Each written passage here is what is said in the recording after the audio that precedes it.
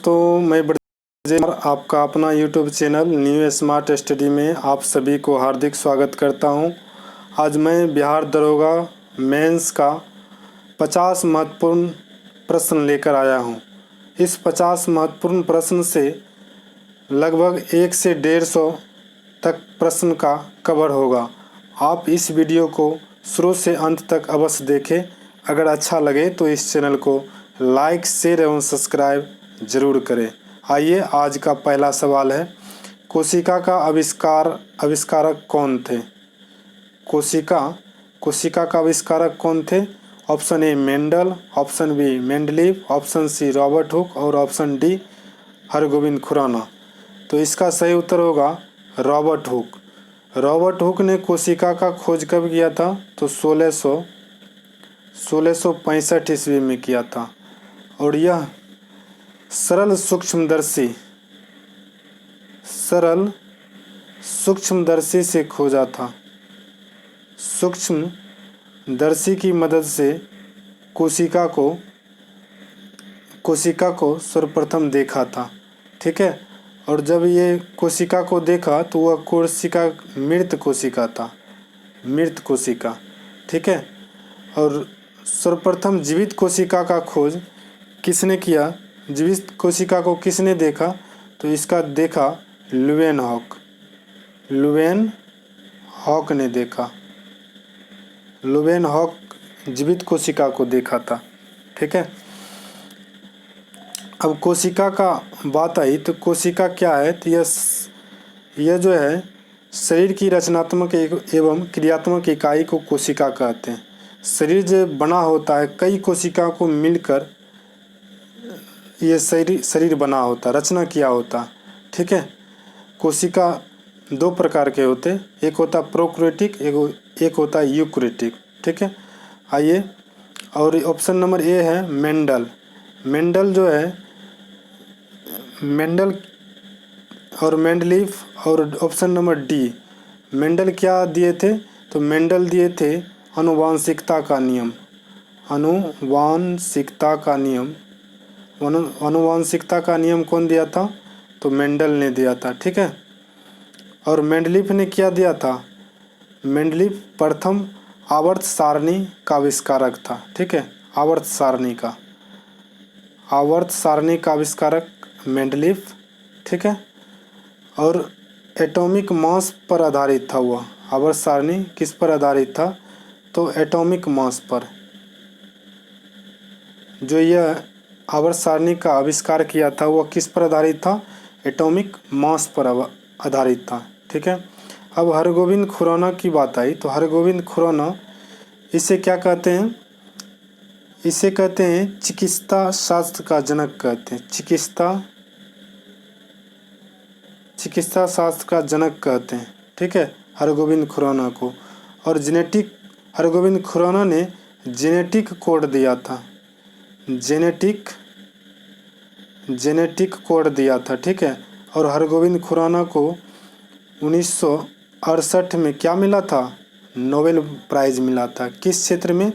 चिकित्सा शास्त्र के क्षेत्र में मिला था। ठीक है। आइए, इसका सही उत्तर होगा एक का option number C, Robert Hooke होगा। आइए, क्वेश्चन नंबर 2 में करा, निम्नलिखित में से किसके कारण रक्त का रंग लाल होता है? ऑप्शन ए बिलिरुबिन के कारण, ऑप्शन बी हीमोग्लोबिन के कारण, ऑप्शन सी आयरन के कारण और ऑप्शन डी उपयुक्त में से सभी। तो इसका सही उत्तर होगा हीमोग्लोबिन के कारण जो रक्त का रंग क्या होता? लाल होता। आरबीसी का रंग कैसा होता? लाल होता। अब देखिए, हीमोग्लोबिन में क्या मौजूद रहती है? तो हीमोग्लोबिन में आयरन मौजूद रहता। आयरन Fe मौजूद रहता है। ठीक है। अब खून की बात आई, ब्लड की बात, तो ब्लड जो होता है रक्त, ये 4 ग्रुप का होता है। ठीक है। ये ग्रुप 4 होता है। ए होता है, AB होता है और B होता है और O होता है। ये 4 ब्लड ग्रुप होता है। ठीक है। ब्लड ग्रुप का खोज किसने किया था? कार्ल लैंडस्टीनर ने किया था। ठीक है।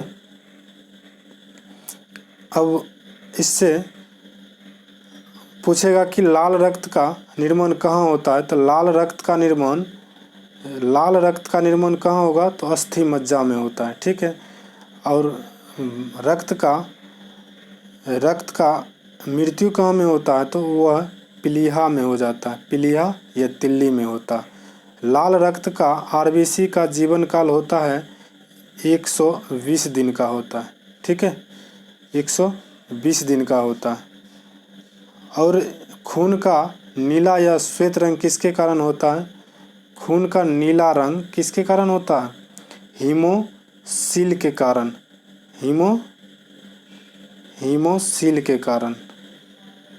हीमोसील के कारण होता है।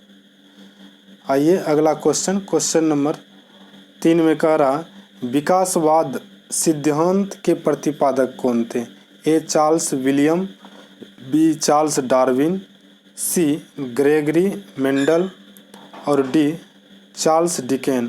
तो इसका सही उत्तर होगा चार्ल्स डार्विन ने विकासवाद का सिद्धांत दिया था। 3 का ऑप्शन बी होगा। ये किस पुस्तक में दिया था, तो ओरिजिन ऑफ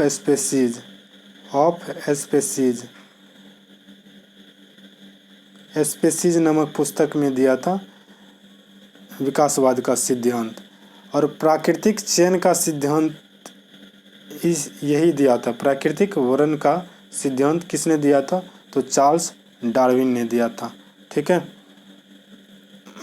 आइए, और ग्रेगर जॉन मेंडल को क्या कहते हैं, आनुवंशिकता का पिता कहते हैं, ठीक है। अगला क्वेश्चन नंबर 4 में कह रहा, खाद निम्नलिखित में से कैसा पदार्थ है, ऑप्शन ए प्राकृतिक, ऑप्शन बी कृत्रिम, ऑप्शन सी संश्लेषित, ऑप्शन बी विश्लेषित।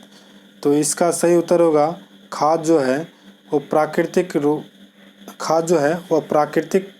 पदार्थ है, ठीक है। खाद प्राकृतिक पदार्थ है। प्राकृतिक उर्वरक में 3 चीज़ आता है, नाइट्रोजन, फास्फोरस और पोटेशियम, NPK। ये तीनों जो है, ये तीनों उर्वरक ये प्राकृतिक उर्वरक है, तीनों उर्वरक प्राकृतिक उर्वरक है। आइए क्वेश्चन नंबर 5 में कह रहा है, कोहड़ा निम्नलिखित में से किसका उदाहरण है, ऑप्शन ए समांगी मिश्रण, ऑप्शन बी विसमांगी मिश्रण, option C chloride, option D इनमें से कोई नहीं। इसका सही उत्तर होगा ऑप्शन सी क्लोराइड मिश्रण का उदाहरण है। कोहरा जो है क्लोराइड एरोसोल का उदाहरण है, ठीक है। देखिए, अब एरोसोल की बात आई तो एरोसोल में आएगा आर्द्रता आ जाएगा, आर्द्रता, जल वाष्प, उसके बाद आएगा ओस, कुहासा, उसके बाद बादल। ये सारा किसका उदाहरण है, ये सारा एरोसोल का उदाहरण है, ठीक है। एरोसोल क्लोराइड का उदाहरण है, ठीक है। इन सब का निर्माण तब होता है जब उष्मांक बिंदु हिमांक बिंदु से अधिक होता है। उष्मांक बिंदु जो होता है हिमांक बिंदु से अधिक होता है, तब जो है एरोसोल बनता है, ठीक है।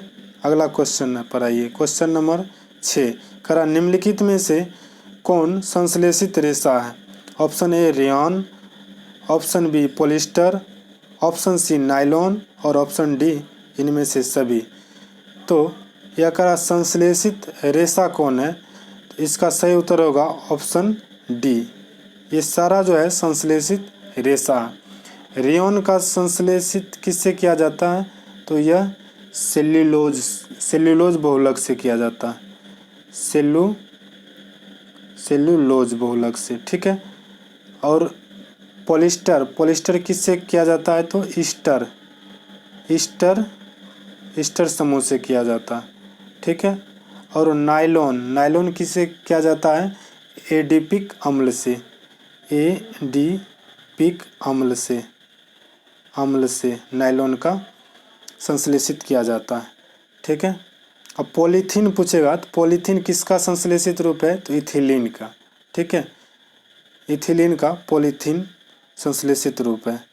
आइए अगला क्वेश्चन नंबर 7 का रहा, घर्षण बल की दिशा होती है ऑप्शन ए गति के विपरीत दिशा, ऑप्शन बी गति के अनुदिश, ऑप्शन सी गति के लंबवत और ऑप्शन डी इनमें से कोई नहीं। तो इसका सही उत्तर होगा ऑप्शन ए गति के विपरीत होता है। घर्षण की बल हमेशा क्या होता है, घर्षण की बल हमेशा गति के विपरीत दिशा होता है। आइए अगला क्वेश्चन नंबर 8 में कह रहा, सूक्ष्मदर्शी के आविष्कारक कौन है। तो सूक्ष्मदर्शी का आविष्कारक option A Louis Pasteur, option B Pierre Curie, option C Leeuwenhoek और option D Thomas Alva Edison. तो इसका ऑप्शन होगा नन ऑफ दीज होगा। ठीक है, सूक्ष्मदर्शी का आविष्कार किया था कौन, तो रॉबर्ट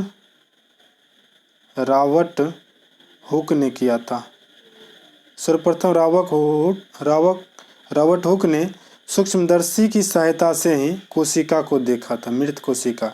इसीलिए सूक्ष्मदर्शी का आविष्कार किसने किया था, तो रॉबर्ट हुक ने किया था। लेकिन बहुत सारे स्टूडेंट इसका उत्तर देता है लुवेनहॉक सूक्ष्मदर्शी का आविष्कार नहीं किया था। ठीक है, अब लुईस पास्चर की बात आई तो लुईस पास्चर जो है रेबीज के टीके का खोज किया था। रेबीज के टीके का खोज कौन किया था, लुईस पास्चर। और टीकाकरण का पिता भी किसे कहते हैं, लुईस पास्चर को कहते हैं। ठीक है, और लुईस पास्चर को सूक्ष्म जीव विज्ञान का पिता भी कहते हैं। सूक्ष्म जीव विज्ञान का पिता किसे कहते हैं, लुईस पास्चर को कहते हैं। ठीक है, लुईस पास्चर ने टीका का खोज किया था, किण्वन प्रक्रिया का खोज लुईस पास्चर ने किया था और पाश्चुरीकरण का भी खोज लुईस पास्चर ने किया था। और ऑप्शन बी में पियरे क्यूरी और एम क्यूरी ने किसका खोज किया था, तो रेडियम का खोज किया था। और एम क्यूरी के दो बार नोबेल पुरस्कार मिला है। ठीक है, और ऑप्शन डी में है Thomas Alva Edison. Option C में लुवेनहॉक कौन है, तो लुवेनहॉक जो है यह जीवाणु का खोज किया था, जीवाणु का खोज लुवेनहॉक ने किया था। ठीक है, इसे जीवाणु विज्ञान का पिता भी किसे कहते हैं, लुवेनहॉक को कहते हैं। थॉमस एल्वा एडिसन यह किसका खोज किया था, तो यह बल्ब का खोज किया था। ठीक है, इलेक्ट्रिक बल्ब का खोज किया था थॉमस एल्वा एडिसन ने किया था। आइए क्वेश्चन नंबर 9 में कह रहा, दूध को सूक्ष्म जीवों से मुक्त करने की प्रक्रिया निम्नलिखित में से क्या कहलाती है, वाष्पीकरण, निर्जलीकरण, सी पाश्चुरीकरण और डी इनमें से कोई नहीं। तो इसका सही उत्तर होगा पाश्चुरीकरण किया जाता है। दूध को जो है सूक्ष्म जीवों से मुक्त करने के लिए क्या करते हैं, तो इसे पाश्चुरीकरण करते हैं। ठीक है, 62 डिग्री सेल्सियस पर दूध को 30 मिनट तक गर्म किया जाता है और 75 डिग्री सेल्सियस पर 15 मिनट तक गर्म किया जाता है दूध को पाश्चुरीकरण के लिए। ठीक है, आइए अगला क्वेश्चन नंबर 10 में कह रहा, पोषक तत्वों का आदान प्रदान होता है उत्तक में, मांसपेशियों में, कोशिकाओं में, रक्त में। तो इसका सही उत्तर होगा कोशिकाओं में होता। पोषक तत्व का आदान प्रदान किससे होता है, तो वह कोशिकाओं से होता है। ठीक है, आइए अगला क्वेश्चन नंबर 11 करा, भारत में लड़े गए युद्धों का निम्नलिखित में से सही कालानुक्रम कौन सा है, मतलब इसका सही क्रम क्या है। ठीक है, तो पहले हम इसका ईस्वी लिख देते हैं। इससे आसान से पता चल जाएगा कि कौन सा युद्ध कब लड़ा गया।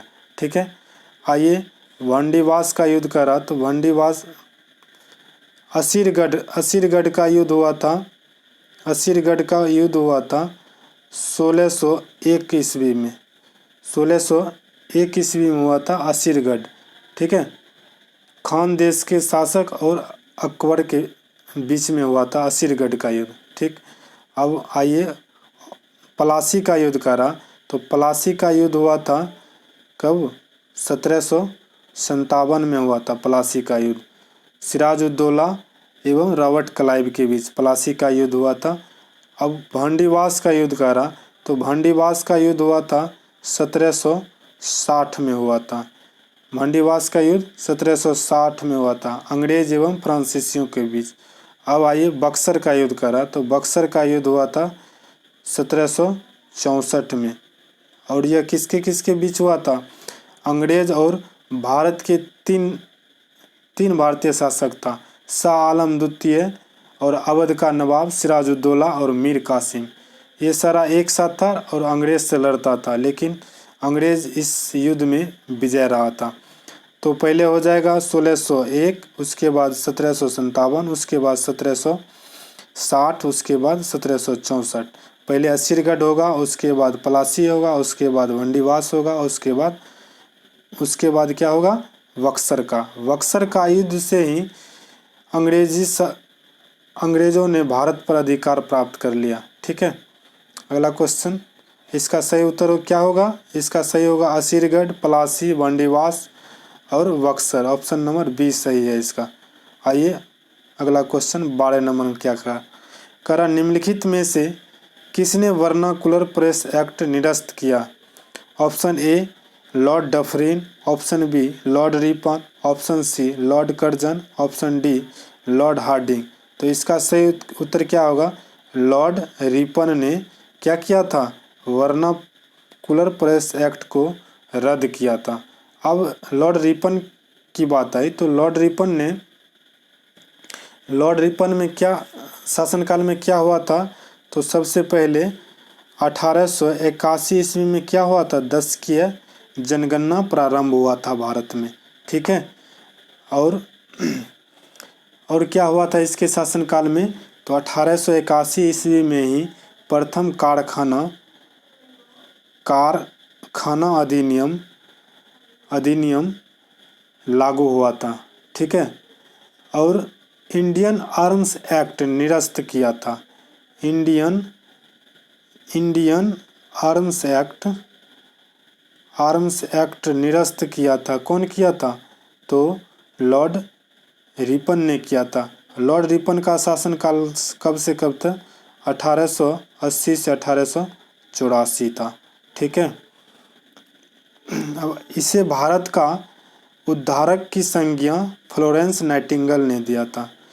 लॉर्ड रिपन को भारत के उद्धारक का संज्ञा कौन दिया था? तो लॉर्ड रिपन को भारत का उद्धारक की संज्ञा किसने दिया था? तो फ्लोरेंस नाइटिंगेल ने दिया था। फ्लोरेंस नाइटिंगेल का संबंध किस युद्ध से है? तो क्रिमियन युद्ध से है। ठीक है, क्रिमियन युद्ध से। लॉर्ड डफरिन की बात आई, ऑप्शन ए में है लॉर्ड डफरिन। लॉर्ड डफरिन के शासनकाल में ही 1885 ईस्वी में भारतीय राष्ट्रीय कांग्रेस की स्थापना हुआ था। ठीक है, और ऑप्शन सी में लॉर्ड कर्जन के शासनकाल में क्या हुआ था? लॉर्ड कर्जन के शासनकाल में बंगाल विभाजन हुआ था। ठीक है, लॉर्ड कर्जन के शासनकाल में बंगाल विभाजन हुआ था। और लॉर्ड हार्डिंग के शासनकाल में क्या हुआ था?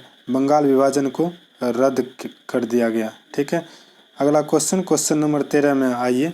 सन 1931 में कांग्रेस के कराची अधिवेशन में मूल अधिकारों पर प्रस्ताव का प्रारूप निम्नलिखित में से किसने बनाया है?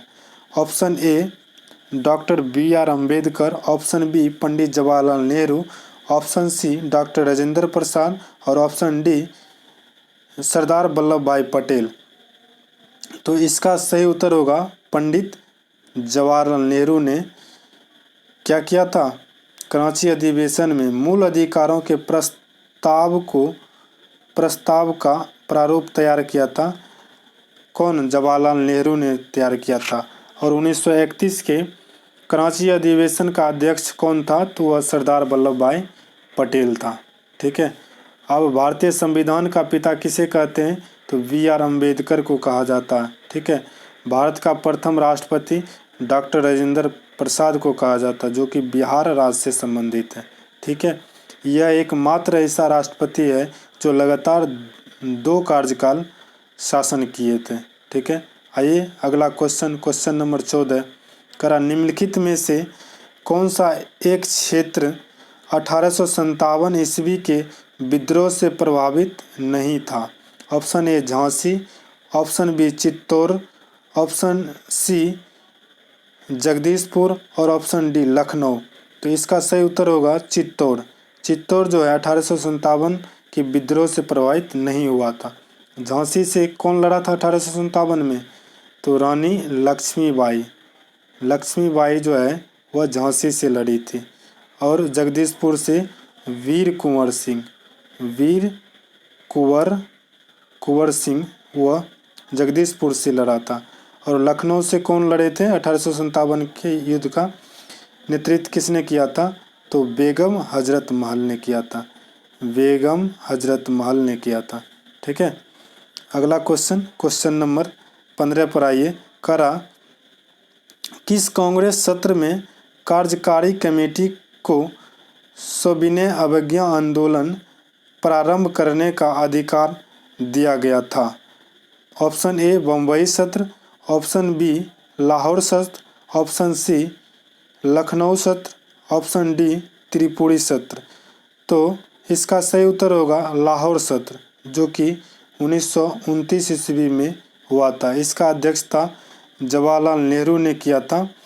और इसी लाहौर अधिवेशन में ही पूर्ण स्वराज का मांग सर्वप्रथम किया था। पूर्ण स्वराज को प्राप्ति का मांग सर्वप्रथम किया था लाहौर अधिवेशन में। ठीक है। अब आइए अब कह रहा, सविनय अवज्ञा आंदोलन यह कब प्रारंभ हुआ था? सविनय अवज्ञा आंदोलन तो 1930 में प्रारंभ हुआ था। ठीक है।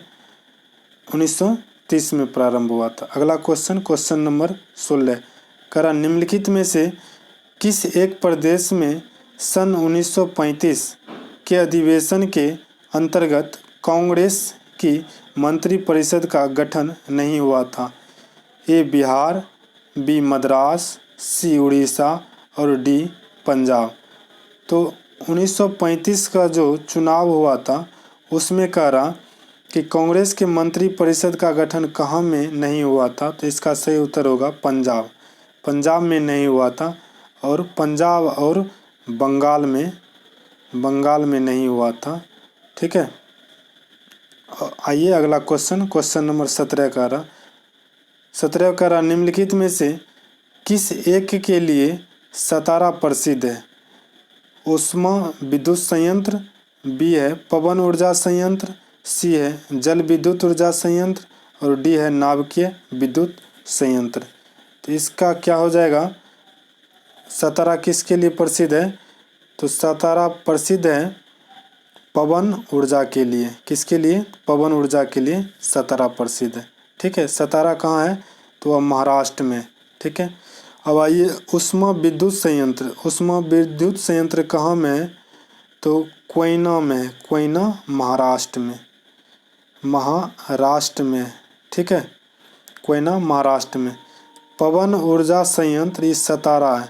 सतारा ये भी काम पड़ता है, ये महाराष्ट्र में ही पड़ता है। अभी क्वेश्चन पूछा है, अभी यही क्वेश्चन तो पूछा है। और जल विद्युत परियोजना ये महाराष्ट्र में नहीं है। ठीक है। अब करा नाभिकीय विद्युत संयंत्र ये है तारापुर में। तारापुर महाराष्ट्र में। ठीक है। अगला क्वेश्चन नंबर 18 करा, बलियारिक द्वीप समूह कहाँ स्थित है? बलियारिक द्वीप समूह ये जो है कहाँ स्थित है? ऑप्शन ए भूमध्य सागर, ऑप्शन बी काला सागर, ऑप्शन सी बाल्टिक सागर और ऑप्शन डी उत्तरी सागर। तो इसका सही उत्तर होगा भूमध्य सागर। ऑप्शन ए भूमध्य सागर में बलियारिक द्वीप स्थित है। आइए क्वेश्चन नंबर 19 करा कपास का सर्वाधिक उत्पादन किस राज्य में होता है?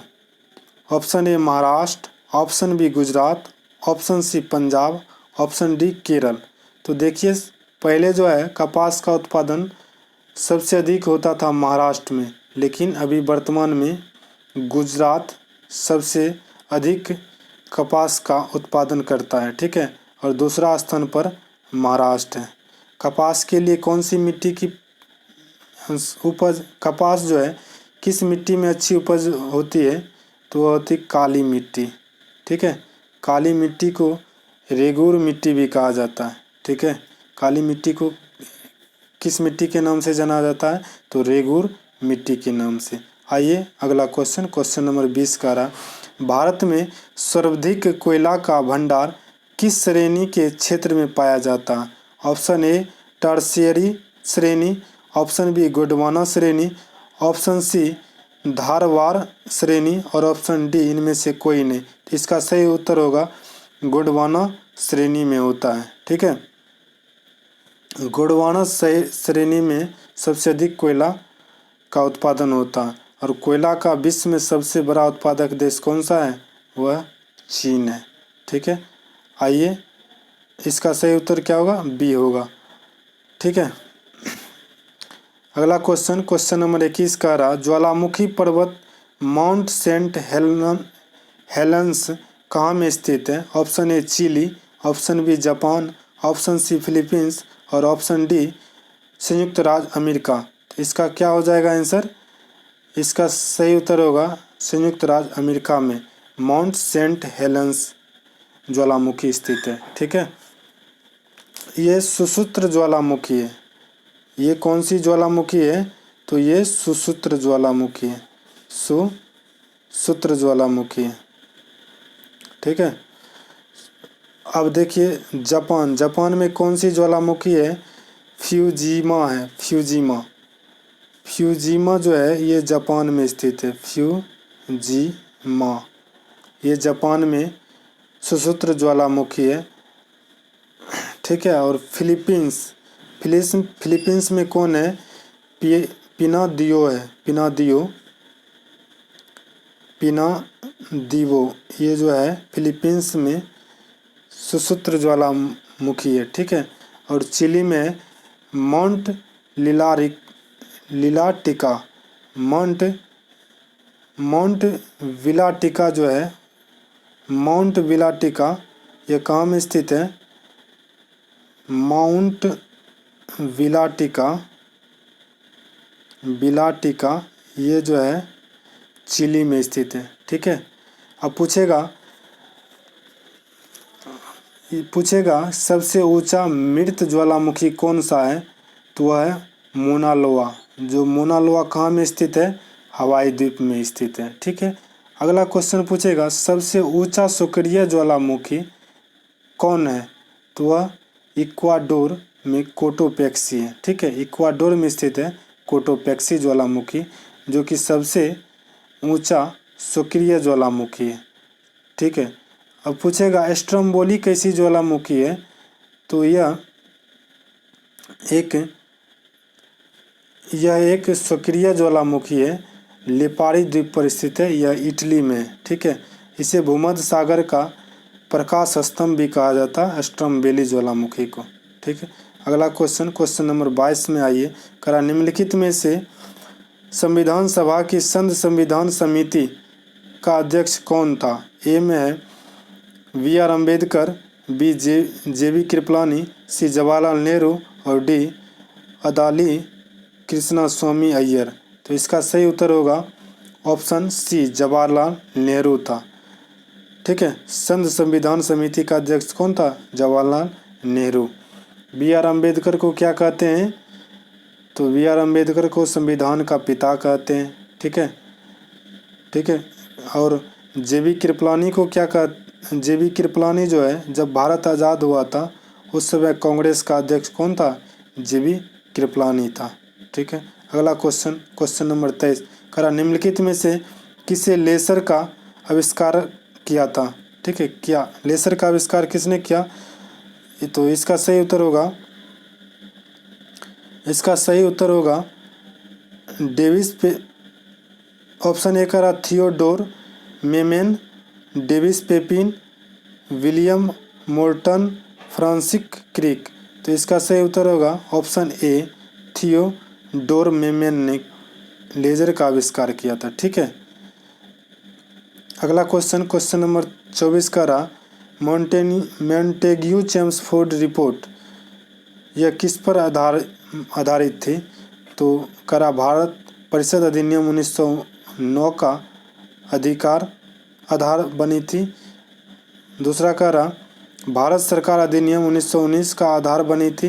तीसरा करा भारत सरकार अधिनियम 1935 का आधार बनी थी। चौथा करा भारत स्वतंत्रता अधिनियम 1947 का आधार बनी थी। तो इसका सही उत्तर होगा ऑप्शन ए होगा। ऑप्शन ए भारत परिषद अधिनियम 1909 का आधार बनी थी। ठीक है, भारत परिषद अधिनियम 1909 का आधार बनी थी। ठीक है, अब देखिए भारत परिषद अधिनियम 1919 जो हुआ था चेम्सफोर्ड के शासनकाल में हुआ था और इसी के तहत प्रांतों में दोहरी शासन व्यवस्था लागू हुआ था और सर्वप्रथम महिलाओं को मतदान देने का अधिकार भारत परिषद अधिनियम 1919 के तहत ही किया गया था। उस समय भारत का वायसराय लॉर्ड चेम्सफोर्ड था। ठीक है, अगला क्वेश्चन नंबर 25 पर आइए। 25 प्रकार भारतीय स्वतंत्रता संग्राम के दौरान निम्नलिखित में से किसने प्रस्तावित किया कि स्वराज को सभी प्रकार के विदेशी नियंत्रण से मुक्त संपूर्ण स्वतंत्रता के रूप में परिभाषित किया जाएगा? तो इसको किया था मौलाना हजरत मोहनी ने किया था। Option B. ठीक है, ऑप्शन बी इसका सही उत्तर है, मौलाना हजरत मोहनी ने किया था। ठीक है, आइए क्वेश्चन नंबर 26 करा निस किसका रूपांतरित रूप है? ग्रेनाइट, डोलोमाइट, लेब्रो, बेसाल्ट। तो निस जो है किसका है? निस है ग्रेनाइट का रूपांतरित रूप। ठीक है, अब देखिए ग्रेवो है, ग्रेवो किसका रूपांतरित रूप है? सरपेंटाइन का रूपांतरित रूप है। सरपेंटाइन किसका रूपांतरित रूप है? तो ग्रेवो का। अब देखिए डोलोमाइट तो मार्बल, इसका क्या होगा? मार्बल किसका रूपांतरित रूप है? डोलोमाइट का। ठीक है, डोलोमाइट को और चूना पत्थर भी कहा जाता है या खलिया मिट्टी भी डोलोमाइट को कहा जाता है। ठीक, अगला देखिए करा बेसाल्ट। बेसाल्ट किसका रूपांतरित रूप है? बेसाल्ट का रूपांतरित रूप क्या है? तो एम्फी बोल्टस है, बेसाल्ट का रूपांतरित रूप है। क्वेश्चन नंबर 27 का संसार का सबसे बड़ा मृत ज्वालामुखी कौन सा है? अभी पिछला क्वेश्चन में हम बताए थे संसार का सबसे मृत ज्वालामुखी वह कौन है? तो सबसे मृत ज्वालामुखी मोनोलोआ है। ठीक है, सबसे मृत ज्वालामुखी मोनोलोआ। ऑप्शन बी सही है, इसका ऑप्शन बी सही है। मोनोलोआ कहाँ में स्थित है? यह हवाई द्वीप में स्थित है। ठीक है, कोटोपेक्सी क्या है? यह सबसे ऊंचा सक्रिय ज्वालामुखी है जो कि इक्वाडोर में स्थित है। स्ट्रोम्बोली कैसी ज्वालामुखी है? इस सक्रिय ज्वालामुखी है जो इटली में स्थित है। भूमध्य सागर का प्रकाश स्तंभ इसे कहते हैं। भूमध्य सागर का प्रकाश स्तंभ किसे कहते हैं? स्ट्रोम्बोली को कहते हैं। आइए क्वेश्चन नंबर 28 का रहा संसार का सबसे ऊंचा एंजिल जलप्रपात किस नदी पर स्थित है? सेंट लॉरेंस नदी, बी है केरोनी नदी और सी है कोलोराडो नदी और डी है इनमें से कोई नहीं। तो इसका सही उत्तर होगा केरोनी नदी पर क्या है? एंजिल जलप्रपात स्थित है। विश्व का सबसे ऊंचा जलप्रपात एंजिल जलप्रपात यह किस नदी पर है? तो यह केरोनी नदी पर स्थित है। और यह कहाँ में है? तो वेनेजुएला में, वेनेजुएला में स्थित है। ठीक है। अब देखिए नियाग्रा जलप्रपात, नियाग्रा जलप्रपात सेंट लॉरेंस नदी पर है। यह कहाँ में है? USA में। ठीक है। विक्टोरिया जलप्रपात यह जाम्बेजी नदी पर है, अफ्रीका में है। ठीक है। अब तुगेला जलप्रपात तुगेले नदी पर है। ठीक है। और भारत का सबसे ऊंचा जलप्रपात कौन है? जोग या गरसोप्पा या महात्मा गांधी जलप्रपात, यह किस नदी पर है? शरावती नदी पर है। ठीक है। अगला अब पूछेगा भारत का एक और ज्वालामुखी जलप्रपात, भारत का एक और जलप्रपात पूछेगा, धुआंधार जलप्रपात या कपिल धारा जलप्रपात, यह किस नदी पर है? तो यह नर्मदा नदी पर है। आइए क्वेश्चन नंबर 29 करा, संसार का सबसे लंबी हिमनद कहाँ स्थित है? बियोड मोर में, पीटरमैन में, माउंट एवरेस्ट पर, इनमें से कोई नहीं। तो इसका सही उत्तर होगा 29 का सही उत्तर होगा ऑप्शन नंबर ए। इसका सही उत्तर होगा ऑप्शन नंबर ए होगा। ठीक है। बियोड मोर में स्थित है, बियोड मोर में स्थित है, सबसे लंबा हिमनद है। ठीक है। नहीं, इसका सही उत्तर होगा पीटरमैन में स्थित है। पीटरमैन कहाँ में है? यह रॉकी पर्वत पर स्थित है। रॉकी पर्वत पर USA में स्थित है, USA में स्थित है। ठीक है। सबसे बड़ा हिमनद, और पूछेगा ये सबसे लंबा पूछा और सबसे बड़ा पूछेगा, तो सबसे बड़ा कौन है? तो वह है बियोड मोर है, यह सबसे लंबा हिमनद है। यह अंटार्कटिका में स्थित है। ठीक है। माउंट एवरेस्ट दुनिया की सबसे ऊंची पर्वतमाला माउंट एवरेस्ट है, सबसे लंबी पर्वतमाला माउंट एवरेस्ट है। ठीक है। अगला क्वेश्चन नंबर 30 पर आइए, करा छत्रक शिला का निर्माण निम्नलिखित में से किसके अपरदन से होता है? पवन के अपरदन से, नदी के अपरदन से, हिमनद के अपरदन से, उपयुक्त में से सभी। तो इसका सही उत्तर होगा पवन के अपरदन से। ठीक है। अगला क्वेश्चन नंबर 31, करा ओजोन मंडल जो सूर्य से आने वाली पराबैंगनी किरण को अवशोषित करती है, वह किस मंडल का भाग है? ए में है क्षोभ मंडल, बी में समताप मंडल, सी में है मध्य मंडल और डी में है आयन मंडल। तो इसका सही उत्तर होगा समताप मंडल। ओजोन परत कहाँ में पाया जाता है? तो समताप मंडल में पाया जाता है। क्षोभ मंडल में क्या होता है? तो मौसम संबंधित सारी घटना क्षोभ मंडल में होता है। ठीक है। गर्मी के मौसम में क्षोभ मंडल की मोटाई क्या हो जाती है? कम हो जाती है। ठीक है। आयन मंडल में क्या होता है? आयन मंडल में दूर संचार की सारी व्यवस्था होती है। आयन मंडल में सारी क्रिया, दूर संचार की सारी क्रिया आयन मंडल में होती है। ठीक है। और मध्य मंडल में क्या होता है? समताप मंडल में ही वायुयान जो है समताप मंडल में ही उड़ता है। ठीक है। और सबसे ऊंची मंडल कौन है? सबसे बाहर की मंडल, तो वह है बहिर्मंडल। अंतिम मंडल कौन है? बहिर्मंडल है। ठीक है। अगला क्वेश्चन आइए, क्वेश्चन नंबर 32 करा, विषुवत रेखा के निकटतम 5 डिग्री उत्तर एवं 5 डिग्री दक्षिण के बीच वायु के निम्न दाब बना रहता है, जिसे क्या कहते हैं?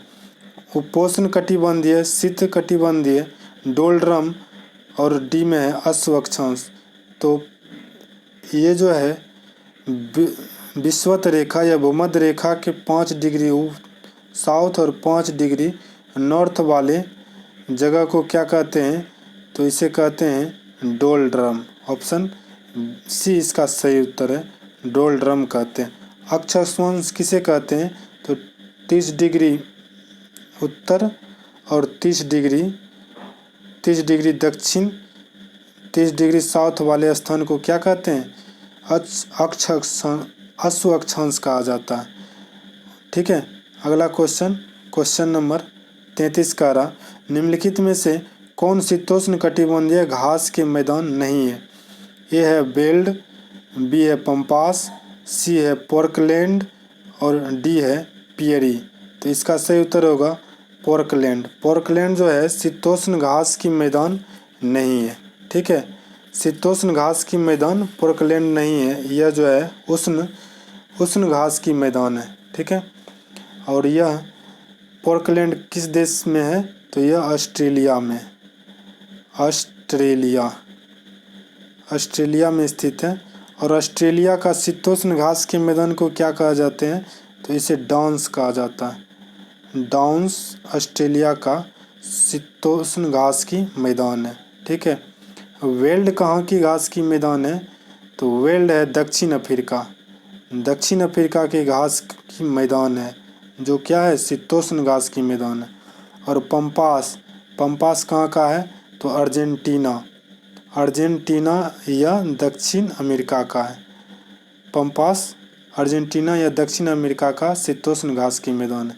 और पियरी जो है यूएसए का है, यूएसए का शीतोष्ण घास की मैदान है। ठीक है, अगला क्वेश्चन, क्वेश्चन नंबर 34 का रहा, विश्व में टीन का सर्वाधिक उत्पादन होता है? थाईलैंड में, कोरिया में, चीन में, मलेशिया में। तो देखिए सबसे ज़्यादा टीन उत्पादन कौन देश करता है? तो यह चीन करता है। ठीक है, चीन जो है विश्व में सबसे ज़्यादा टीन का उत्पादन करता है। इससे पहले था मलेशिया प्रथम स्थान पर, लेकिन अभी चीन प्रथम स्थान पर है। ठीक है, दूसरा स्थान पर मलेशिया पहुंच गया। ठीक है, क्वेश्चन नंबर 35, भारत में सर्वाधिक वर्षा होती है?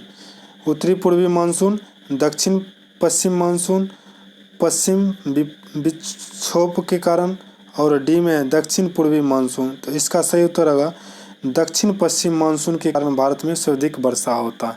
ठीक है, अब पूछेगा जाड़े की मौसम में तमिलनाडु की तट पर दक्षिण भारत में कब वर्षा होता है? तो यह होता है उत्तरी पूर्वी मानसून के कारण होता है। ठीक है, अगला क्वेश्चन, क्वेश्चन नंबर 36 का रहा, निम्नलिखित में से कौन लेगून झील का उदाहरण नहीं है?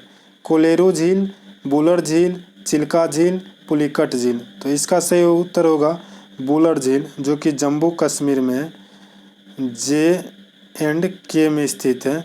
ये कौन है? बुलर झील, ये जो है लेगून झील का उदाहरण नहीं है। कोलेरू झील जो है यह आंध्र प्रदेश में स्थित है। कहाँ है?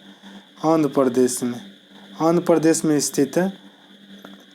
यह लेगून झील का उदाहरण है।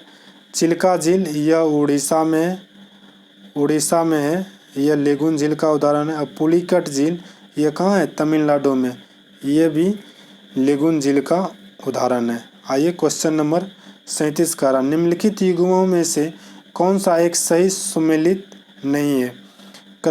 Pitt's India act Warren Hastings के शासनकाल में, बीमकरा डॉक्ट्रिन ऑफ लैम्प lord Dalhousie, vernacular press act lord Curzon, और डी है Ilbert bill Lord Ripon.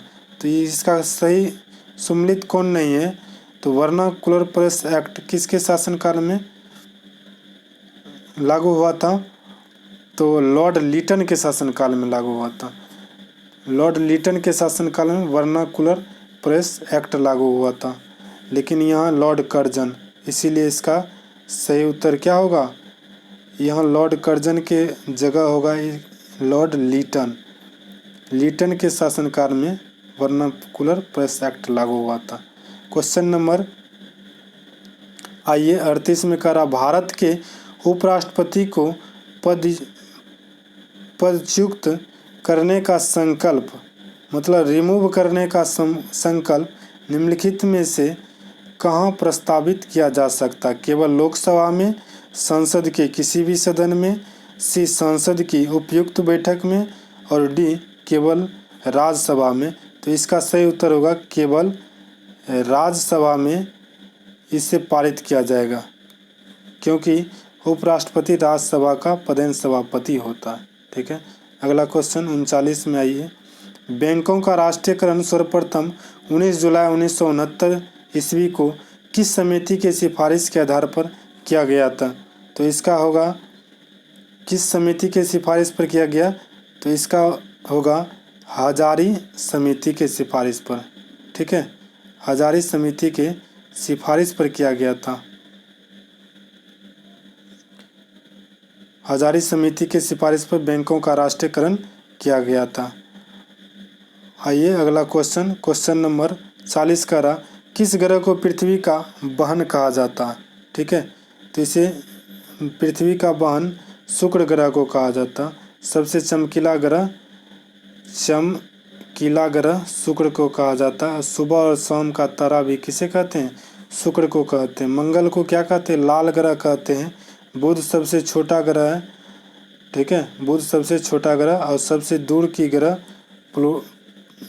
Pluto को 2006 में ग्रह की श्रेणी से निकाल दिया। अब हमारे सौरमंडल में कितना ग्रह है? टोटल 8 ग्रह है। ठीक है, टोटल कितना ग्रह है? टोटल 8 ग्रह। पूछेगा कि जो है कि हरा ग्रह किसे कहते हैं? तो हरा ग्रह अरुण को कहा जाता है। किसे कहते हैं? अरुण को कहा जाते हैं। नीला ग्रह पृथ्वी को कहा जाता। सबसे बड़ा ग्रह कौन है? तो सबसे बड़ा ग्रह बृहस्पति है। उसके बाद सबसे बड़ा कौन है? तो उसके बाद दूसरा सबसे बड़ा शनि है। दूसरा सबसे बड़ा ग्रह कौन है?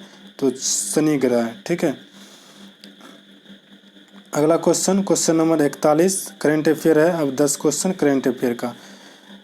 अक्टूबर 2019 को स्टॉकहोम स्थित the royal Swedish academy of sciences द्वारा घोषित वर्ष 2019 हेतु अर्थशास्त्र का नोबेल पुरस्कार के 3 विजेताओं में शामिल भारतीय मूल के अर्थशास्त्री कौन थे? तो इसका होगा ऑप्शन डी अभिजीत बनर्जी। ठीक है, अभिजीत बनर्जी को नोबेल पुरस्कार दिया गया है 2019 का।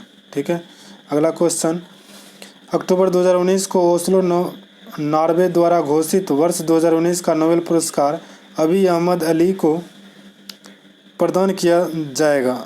वह किस देश के प्रधानमंत्री था? तो वह था इथोपिया का। ऑप्शन नंबर 20 सही है। 42 का ऑप्शन नंबर 20 सही है। अगला क्वेश्चन, अक्टूबर 2019 को किस देश ने युवाओं और महिलाओं को कारोबार शुरू करने हेतु कामयाब जवान कार्यक्रम का पहला चरण शुरू किया? तो इसका सही उत्तर होगा पाकिस्तान। अपना पड़ोसी देश पाकिस्तान कामयाब जवान कार्यक्रम का पहला चरण शुरू किया। आइए क्वेश्चन नंबर 44 का, राष्ट्रीय पोषण संस्थान निम्नलिखित में से किस शहर में स्थित है? तो इसका सही उत्तर होगा हैदराबाद।